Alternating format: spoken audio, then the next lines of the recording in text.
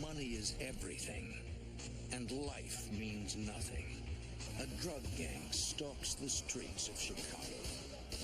They are heavily armed, well-funded, and have dangerous international contacts. It will take every weapon in the FBI's arsenal to stop a deadly threat known as the El-Rukins.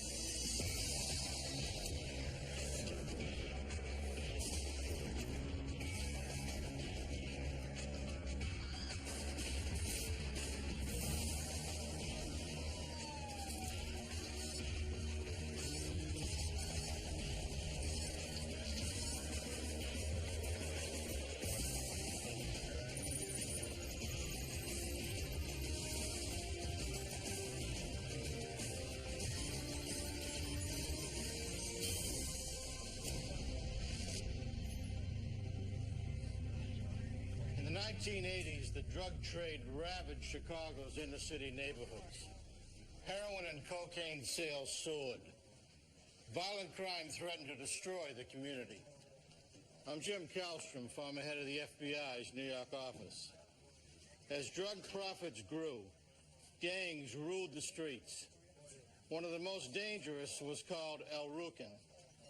Agents teamed up with state and local police to bring them down, but in the process, uncovered a bizarre and frightening terrorist plot.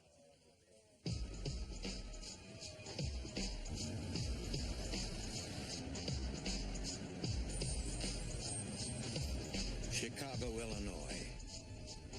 In the early 1980s, it is one of the deadliest major cities in America. Powerful drug gangs have transformed the South Side from a neighborhood into a war zone.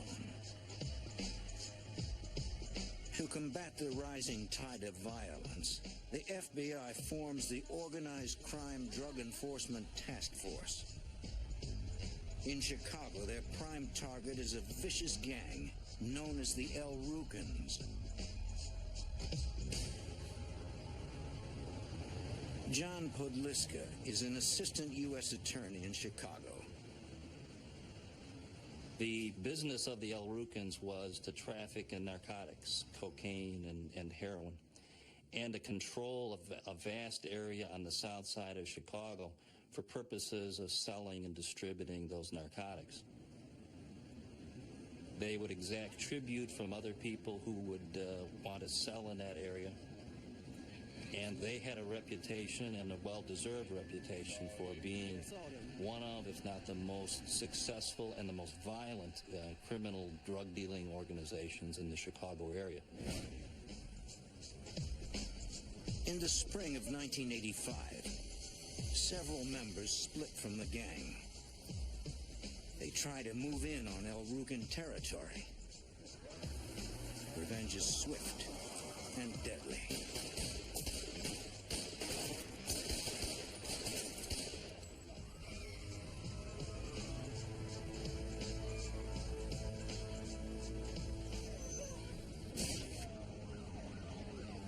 Chicago's South Side is gripped by a vicious turf war.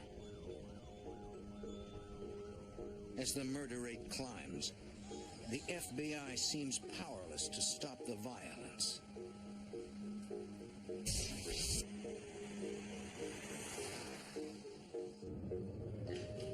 Then, in May, an informant gives agents a tip.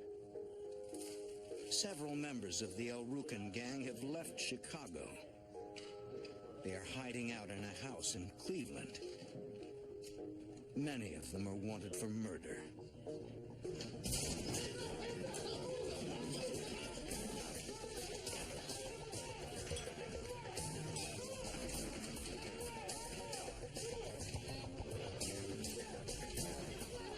FBI agents and Cleveland police raid the house and arrest several suspects. One of them is a man named Anthony Sumner.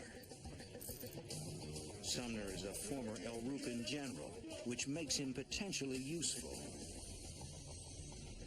If investigators can turn him, they can get intelligence on the secret of El-Rukins.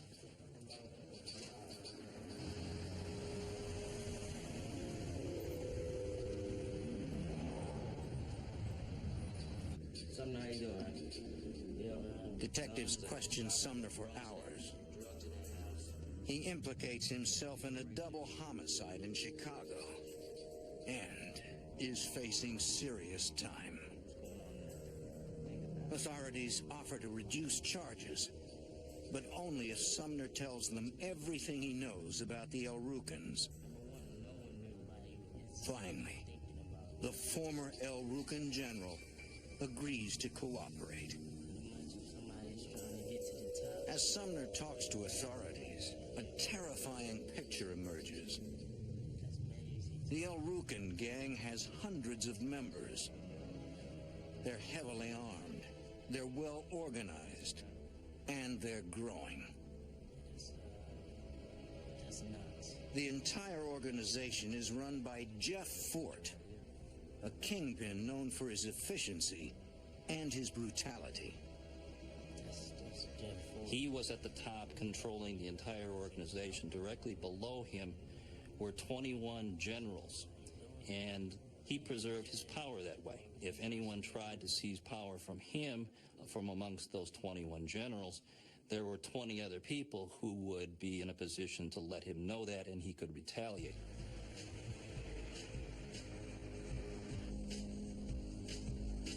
Authorities thought they had taken Ford out of commission. In 1983, he was convicted of cocaine trafficking and sentenced to 13 years in a Texas prison. According to Sumner, Jeff Fort continues to run the El Rukns. He uses the prison payphones to contact his gang in Chicago. Sumner's statement is a major break in the El Rukn case, according to Assistant U.S. Attorney Patrick Deedy. He was the first person to actually confirm what the authorities had thought for a long time, which was that Jeff Fort, who was currently in penitentiary in Texas, was regularly talking on the telephone to members of the El Rukns in Chicago and coordinating or directing activities of the organization. The El Rukns run their operation out of a converted movie theater on the south side of Chicago. It had been fortified by the El Rukns and was essentially a fortified fortress. He had people at the headquarters of the El Rukns who were required to sit by that phone 24 hours a day. There was always someone at the phone so that when he called, he could give his instructions, directions, and orders as to what he wanted done with his organization. And so the FBI over the summer 1985 began to develop evidence to provide a sufficient probable cause to go and to begin to listen to these conversations.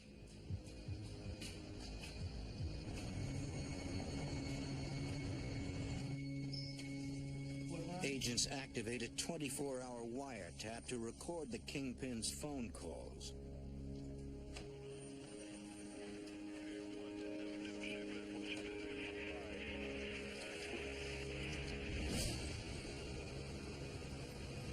Tom Coram is a former special agent with the FBI.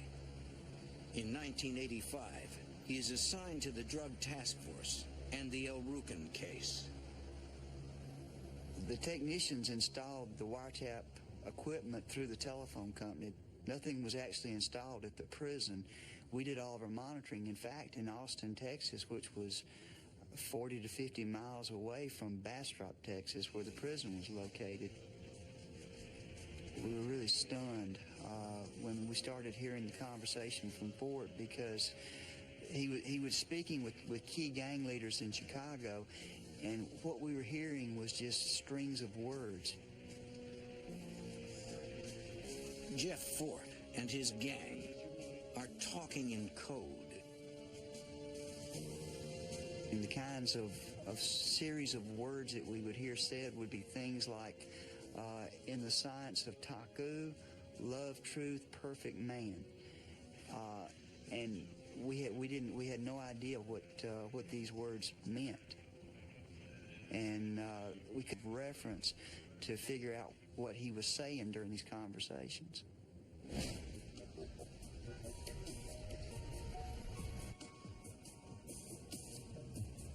Agents believe that Fort and the El Rukns are discussing drug deals. Okay. But until they crack the gang's code, they can't prove a thing.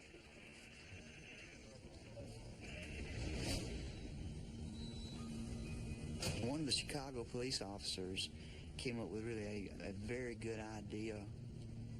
Chicago Police Department had uniformed officers almost on a daily basis make some sort of contact with the El Rukn gang members just to let them know that the Chicago Police Department was in the neighborhood and that they were being watched.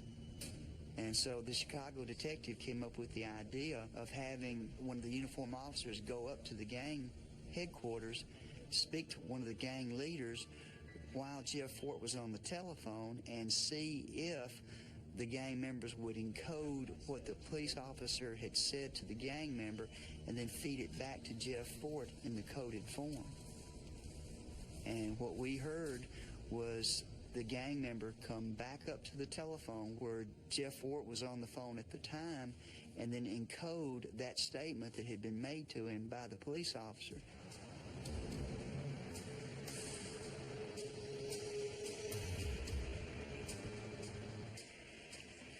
Breaking the El Rukn code is slow, painstaking work.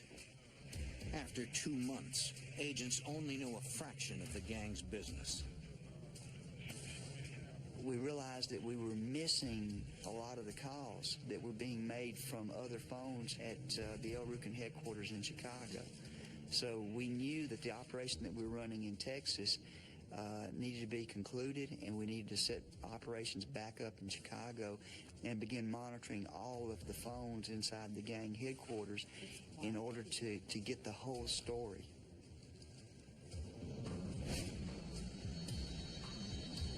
In December, Agent Coram and his team decide to move the wiretap operation to Chicago. They establish a new listening post near El Rukn headquarters. As authorities activate the new wiretap, they encounter a familiar problem. When we turned the wire on in Chicago, I found that once again I was hearing words that I didn't understand. The El Rukn gang is using a new code. They may have found out the FBI was listening. Once again, Agent Coram can't understand what they're saying.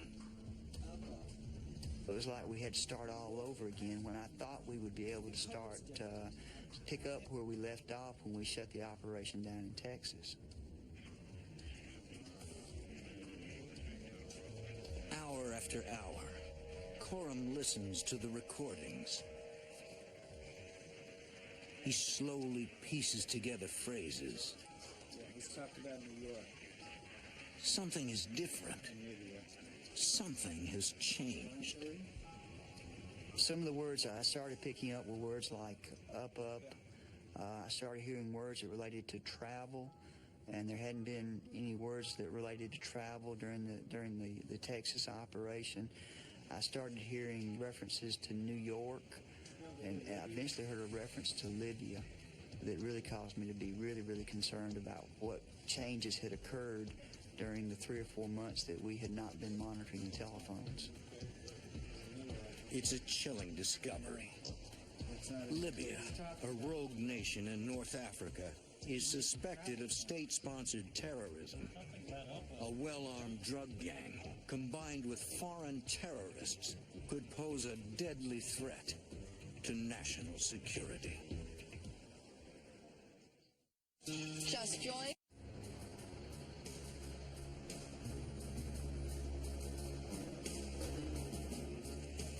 In Chicago, an FBI wiretap reveals that Jeff Fort continues to run the El Rukn gang from prison.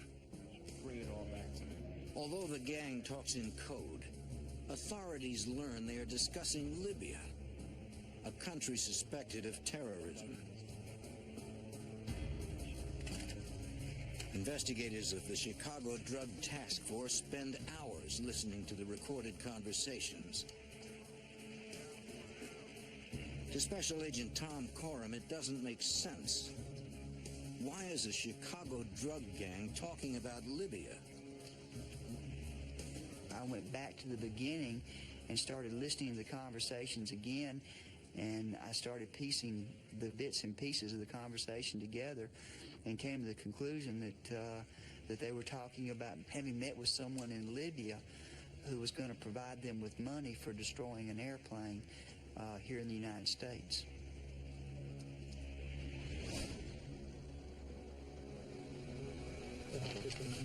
Coram alerts the U.S. Attorney's Office.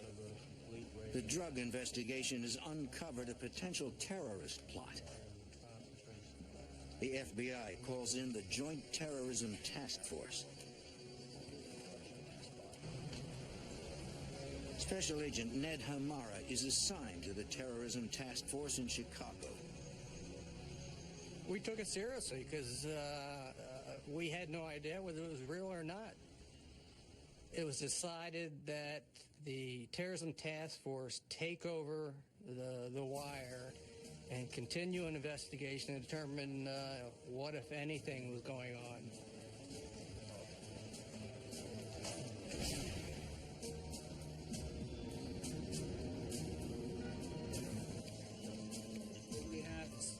The Drug Task Force offered their agents to help with overhearing the wire talk and recorded conversations. If authorities hope to unravel El Rukin's plans, they need to decipher the new code quickly and completely. At that time, we took our surveillance teams and put them to work. Fred Wheat is a lieutenant with the Chicago Police Department. His specialty is surveillance. In 1985, Wheat is assigned to the FBI's Terrorism Task Force. We were brought in because they knew that they would need surveillance, and also that a number of the Chicago police officers had worked El Rukin's before and would be helpful in setting up the strategy to work this organization. The surveillance team's job is to make physical observations that can be compared to the information agents are hearing on the wiretap. Okay. That's it. Slowly, agents crack the new code. Ron Reddy is a special agent with the FBI Chicago field office. The calls that are being intercepted at the El Rukin headquarters basically concern two areas. They concern the El Rukin's normal business of engaging in drug transactions, as well as what we are beginning to realize is a plot between the El Rukins and the government of Libya. How'd it go? Knowing the violent history of this particular organization, we were afraid that the El Rukins were going to commit an act of terrorism in the United States in order to obtain money from the Libyan government. From the wiretap, authorities learned that several members of the El Rukin gang recently traveled to Libya. As agents continue to monitor the gang's conversations, the situation with Libya deteriorates. On April 2nd, 1986, a bomb detonates aboard TWA Flight 840 between Rome and Athens. 4 Americans are killed. 9 are injured. The FBI suspects the government of Libya and President Muammar Gaddafi are responsible for the carnage.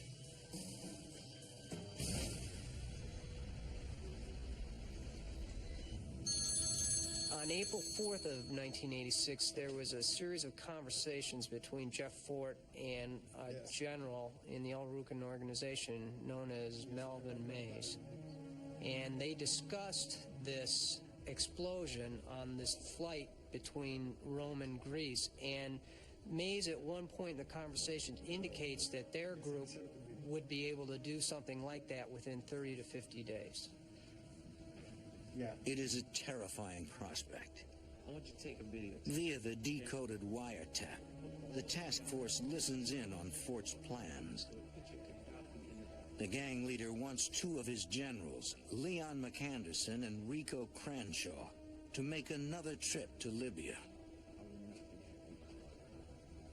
Fort was really concerned about how are we going to convince the Libyans, that we're an organization that can do something for them. One of the things that we were able to determine, he talked about getting newspaper clippings to take back over there to show the Libyans that this is what we've been doing, this is what we can do. Violent things that happen that the Arukans are responsible for.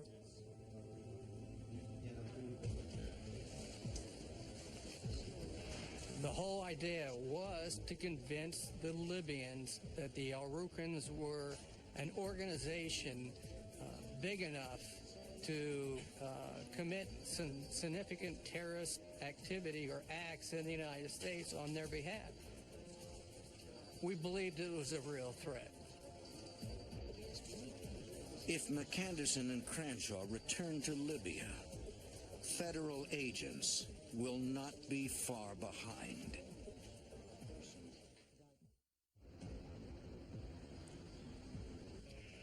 In Chicago, FBI agents and police wiretap the El Rukan gang.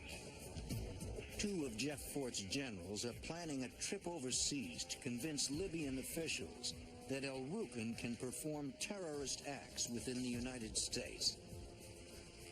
Travel restrictions to Libya make the trip impossible.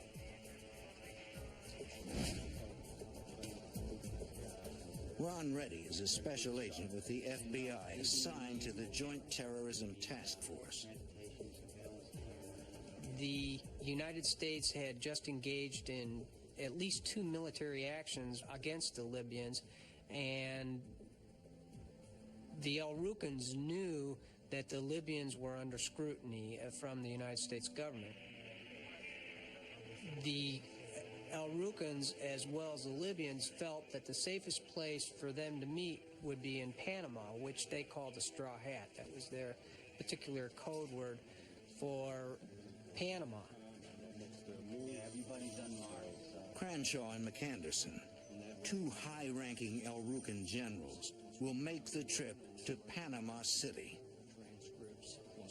The task force needs surveillance on both men from the moment they leave Chicago until they return.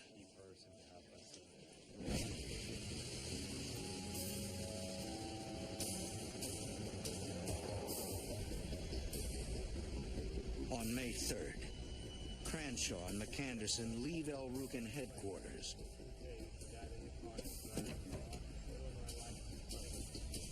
The surveillance team is not far behind.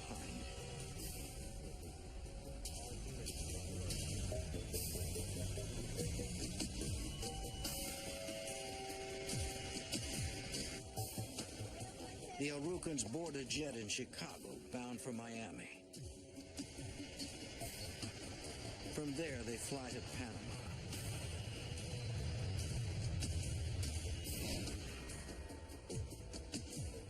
In Panama, Cranshaw and McAnderson are seen entering the Libyan embassy, presumably to meet with government officials. And on May 10th, the two El Rukans return to the United States.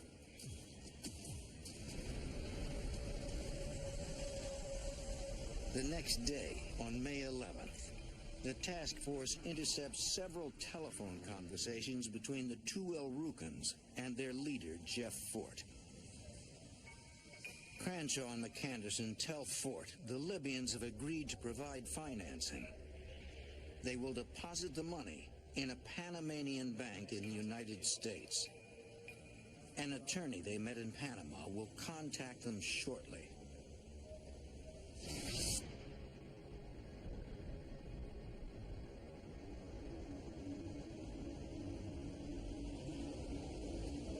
weeks go by. The money from the Libyans never shows up. Fort panics. He will do anything to make the deal. In late June, early July, Fort became, he just saw that the money was not going to be coming from the Libyans, and that he had to do something, or the Arukans had to do something to show the Libyans, that they were somebody to respect. He talked about damaging a government building. He talked about planting bombs. He talked about blowing up an airplane. And he talked about getting a rocket, one that you can use once and throw away. So we figured, okay, how can we address this issue?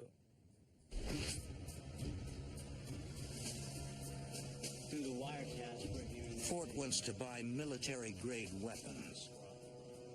The task force decides to use it to their advantage by becoming El Rukan's sole supplier. Okay. So enter Special Agent Willie Hulon. Willie was on the drug task force. He had already made one drug buy with Alan Knox through an FBI cooperating source.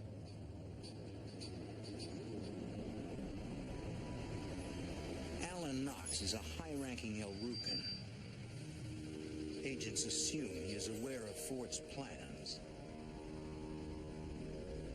So we figured that we'd set up another drug buy with Alan Knox, and at which point Special Agent Hulon could introduce the idea that he had a weapons contact and so on, and that they might be able to supply the Arukans or somebody else with weapons or any military equipment.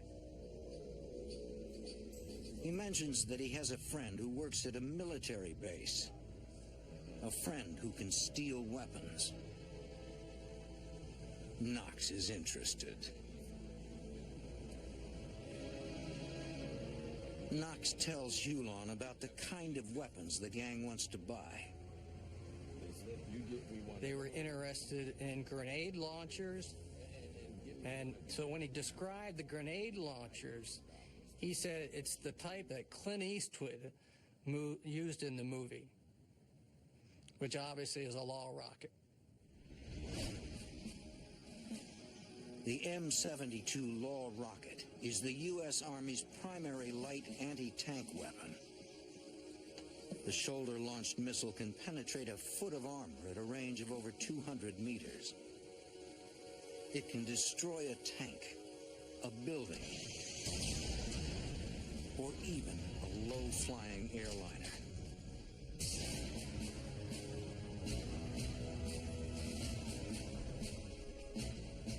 Agents cannot allow El Rukan to obtain such a deadly weapon on the open market.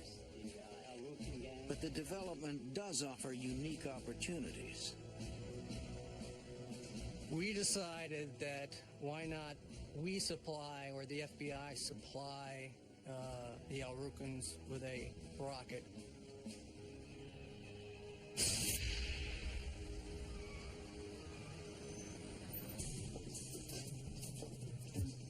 Special Agent Willie Hulon negotiates with Alan Knox on the price.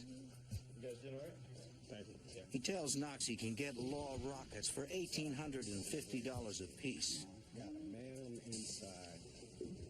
Obviously, we weren't going to sell these guys a law rocket that they could use or would even work. But that being said, we wanted to sell them a device that looked like a real law rocket, and on a cursory inspection would appear to them to be a real law rocket. And they will buy for that $2,200.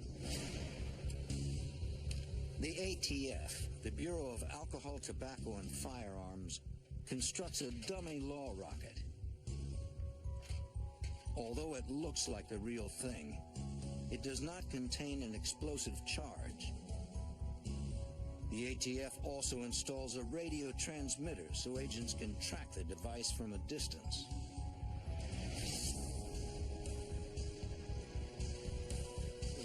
The inert rocket is ready. The trap is set. On July 29th, the task force launches the operation. Take out an aircraft.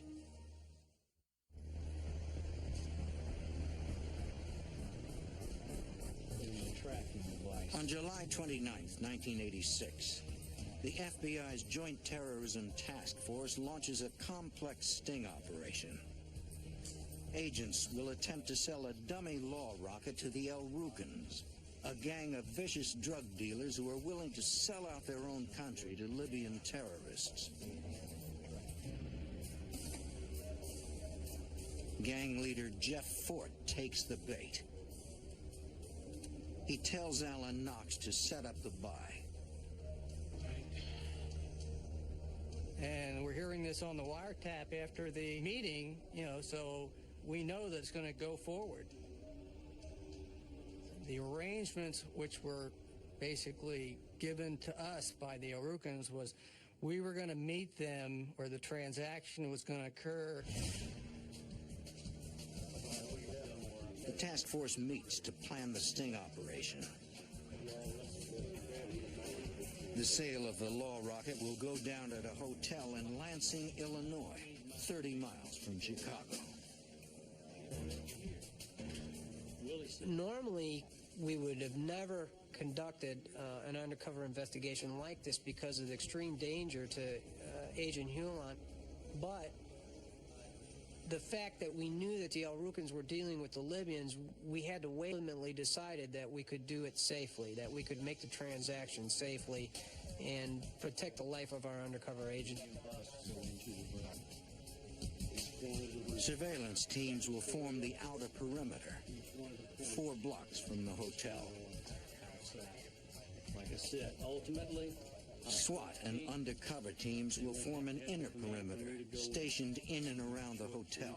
What's going to happen in our operation? At this point, we have the north, south. On July 31st, agents from the FBI, the ATF, the DEA, and the Chicago Police Department deployed to the hotel in Lansing, Illinois. They cannot fail. The lives of hundreds and possibly thousands of people are at stake.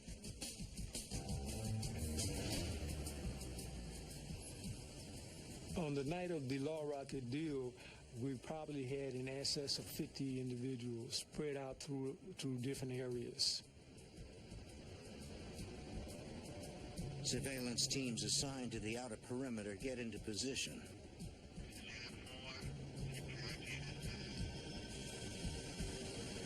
At 6:30 p.m., a car enters the perimeter. There are 2 men inside. Agents are unable to identify either one of them.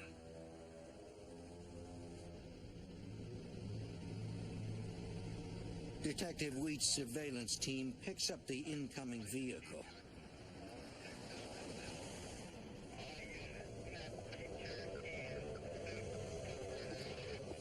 He follows it to a gas station nearby.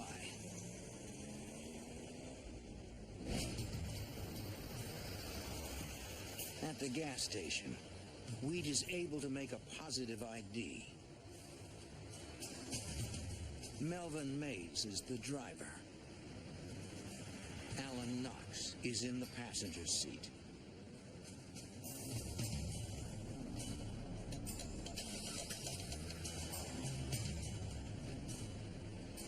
Moments after Melvin had departed the gas station, we saw him go in toward the inner perimeter. We passed on the plate number of the vehicle, the color of the vehicle, the make of the vehicle, all pertinent information that would help us keep this vehicle under surveillance. At the hotel, task force members get into position. We had a complement of SWAT other surveillance people, other case agents in adjacent rooms, down hallways, different floors. Everything to control that situation. We didn't want people from another floor coming up. We didn't want to have citizens who weren't a part of this deal getting caught in the crossfire if that happened.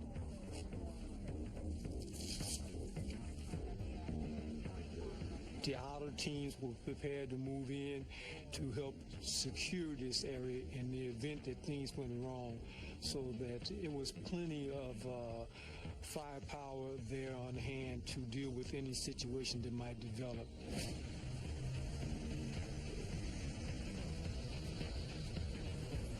Mays and Knox arrive at the hotel within minutes.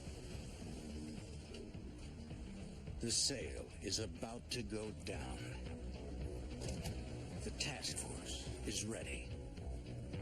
They know the El Rukns are willing to do whatever it takes to fulfill Jeff Fort's orders and make the buy. If you have... On the night of July 31st, 1986, two members of the El Rukn gang arrive at a hotel in Lansing, Illinois. They have arranged to purchase a light anti-tank rocket. Their goal, to prove to the Libyan government that the El Rukns can operate as terrorists for hire. They have no idea that the man they are dealing with is an undercover FBI agent.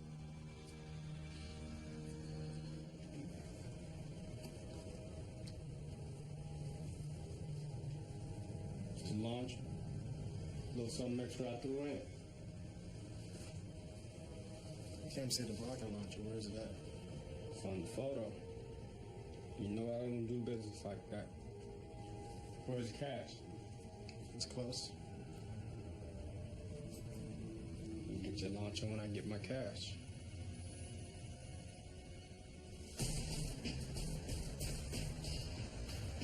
A few minutes later, Melvin Mays leaves the hotel. He needs to get final confirmation from gang leader Jeff Fort before the sale can be completed.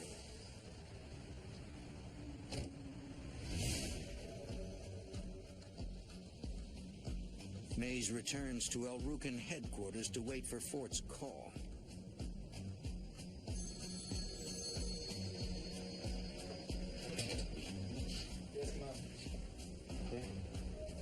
Jeff Fort controlled every aspect of the El Rukn organization, to include this transaction.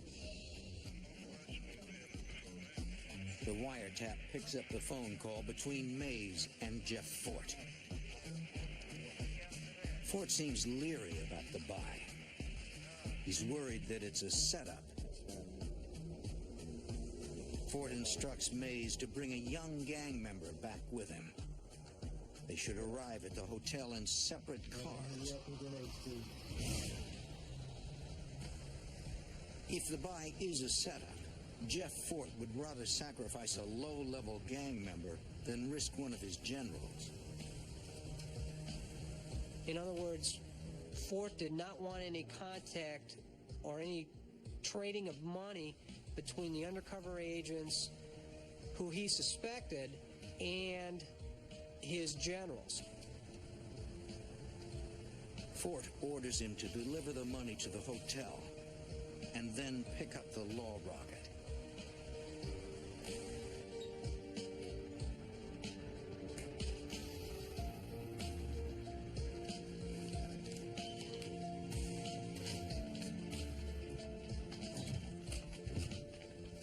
The sale goes off without a hitch.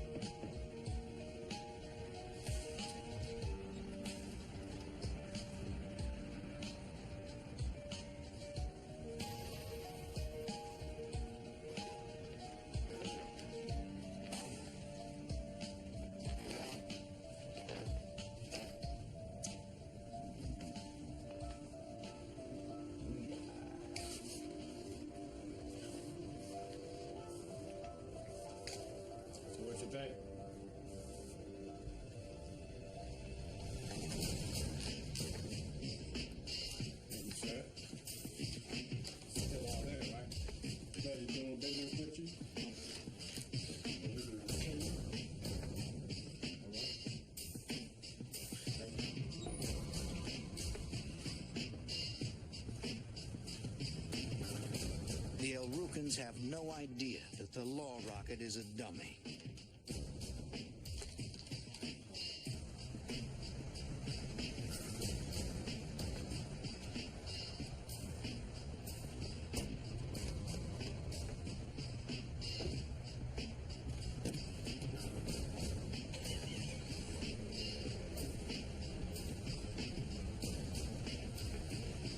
The low-level El Ruken takes off in the direction of Chicago.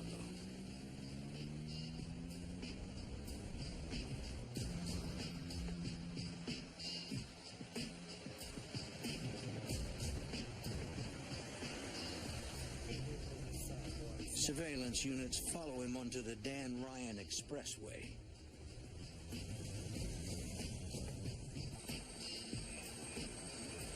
At that point, we had surveillance behind them, in front of them, on the side of them, down the expressway, coming on at certain exits, getting off at certain exits. Suddenly, the young gang member transporting the law rocket pulls over and stops.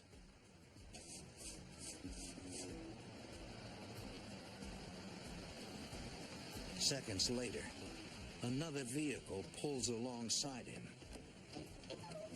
It's Melvin Mays. What are you doing? Stop. As it turns out, the gang member's car has broken down.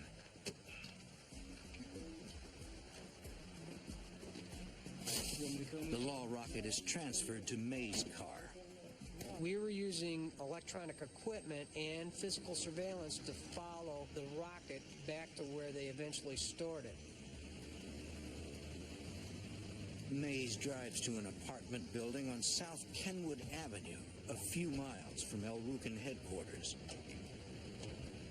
The gang members refer to this building as the Armory. Then our job really began, because at that point we were 24/7 on that location, because we had to make sure that that law rocket was not moved.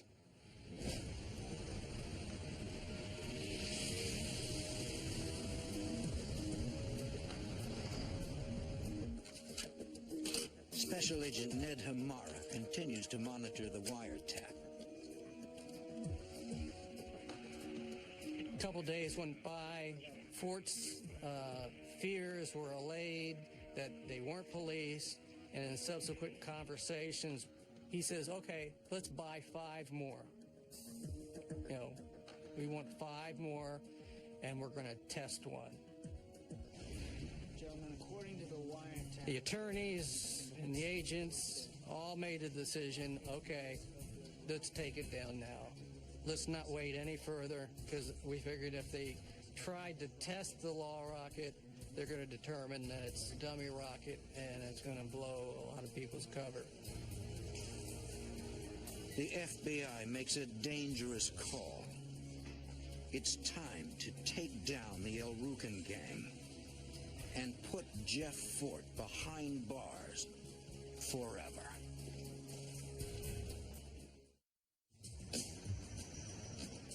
The FBI has the El Ruken gang on the hook.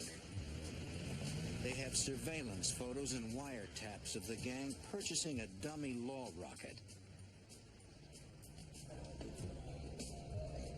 From his prison in Texas, gang leader Jeff Fort instructs the El Rukens to buy 5 more rockets.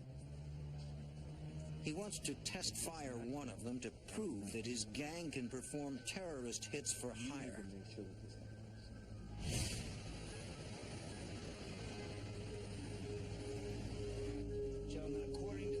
We had to prevent the Rukens from actually doing something to try to impress the Libyans. We felt it prudent at that time that we'd gone along far enough, we had enough evidence to at least put them behind bars for at least weapon charges, if not the terrorist activities. We weren't going to take the chances that they were going to get a law rocket from an outside source and use it.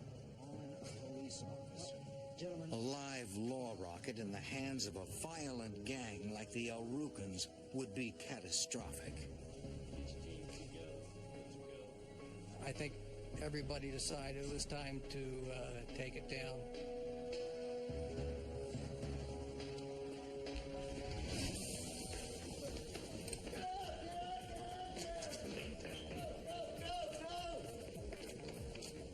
We went from surveillance officers to search and control officers. We began systematically arresting across the city all individuals that were involved in this plot.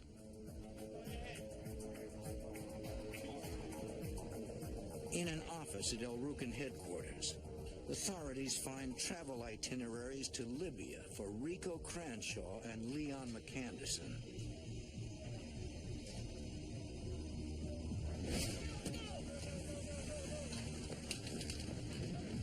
The second arrest team raids the apartment building on South Kenwood Avenue.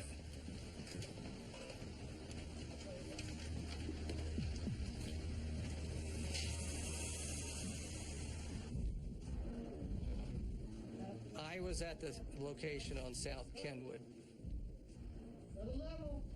Our main objective was to find the Law Rocket. We're walking all through the complex, behind the ATF agent who's got the beacon, and he's going upstairs and downstairs and all around. Oh, it's getting fainter, we're getting stronger. We were in there for, it seemed like a half hour, and we're walking and we're still not getting it. Finally, we go down into the basement. And this is a rat-infested, roach-infested location. But when we're going down the stairs, it gets louder and louder and louder.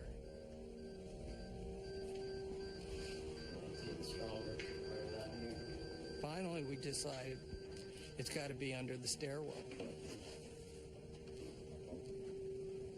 So we ripped open the stairwell, and sure enough, the Law Rocket was there, along with about 35 other assortment of automatic weapons that we discovered. Some of them were submachine guns. Who knows, how many weapons were used in crimes or murders or what. The main thing, we got the Law Rocket back before they were able to determine that it, was an inert or a dummy Law Rocket.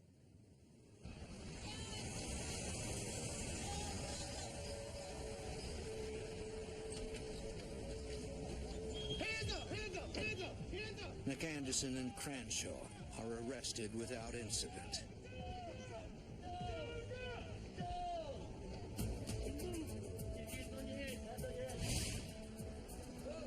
Alan Knox is also taken into custody.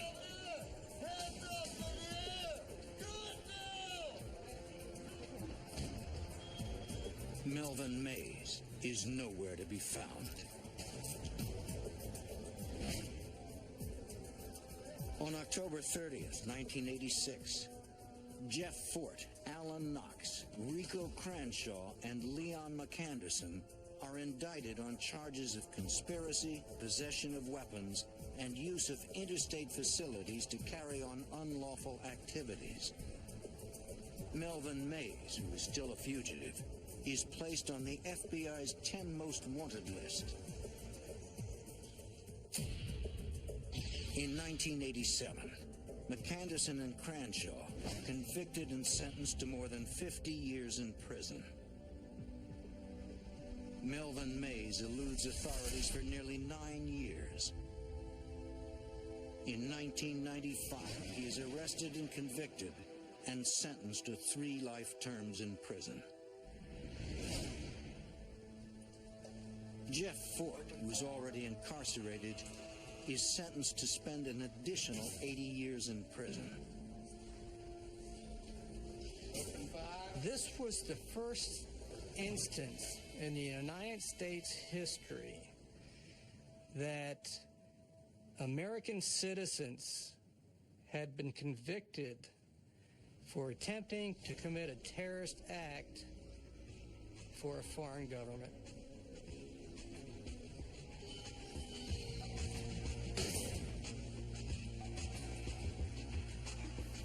For Chicago police, the El Rucan case is a major victory. A dangerous street gang has been destroyed. For the FBI, the El Rukin case is a battle won in the ongoing war against terrorism.